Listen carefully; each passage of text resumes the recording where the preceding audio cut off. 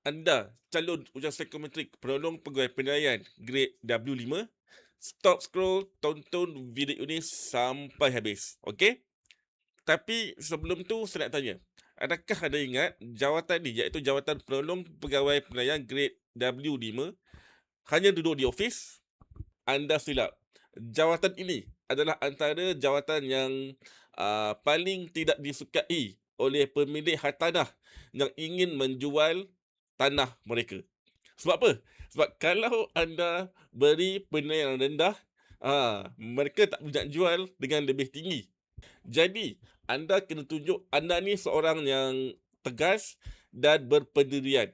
Silap jawab dalam ujian psikometrik nanti, sistem akan nampak anda ni seorang yang lembik dan tak layak nak masuk padang. So, nak tahu kenapa ramai yang kantoi dalam ujian psikometrik ini walaupun dia ada result yang bagus?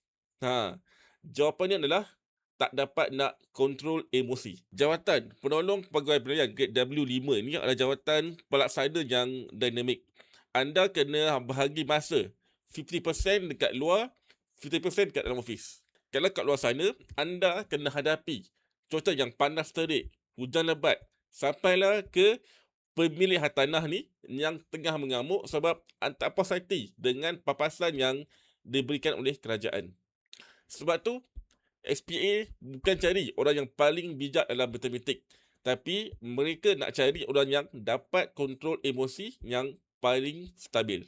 Okey, jom tengok satu soalan killer dalam teras emosi yang ramai orang kantoi. Saya tetap bersemangat untuk ke tapak lawatan pada waktu pagi walaupun malam sebelumnya saya tidak cukup tidur. Saya ulang, saya tetap bersemangat untuk ke tapak lawatan pada waktu pagi walaupun malam sebelumnya saya tidak cukup tidur. So, apa pilihan jawapan anda?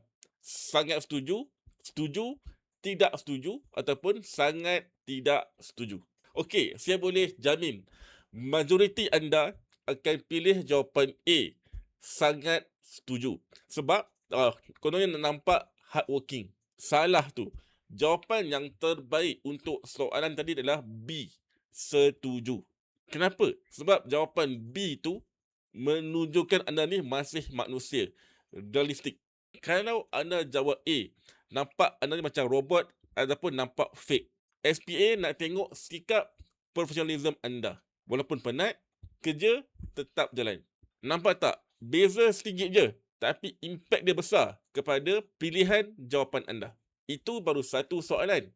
Bagaimana anda nak hadapi 100 lebih soalan dalam ujian sebenar nanti?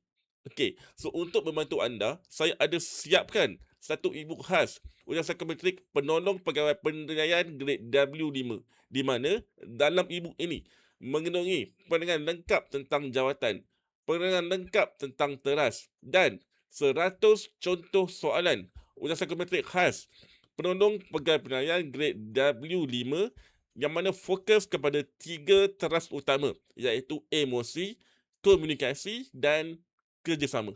Ingat, saya bukan setakat bagi soalan kosong. Setiap soalan ada penerangan logik kenapa jawapan itu dipilih. Dan yang paling penting, saya dedahkan 10 soalan perangkap yang selalu buat calon nampak individualistik atau ego tinggi tanpa sedar. Jadi, jangan pedulikan nasib anda. Persaingan dalam ujian psikometrik ini memang sengit.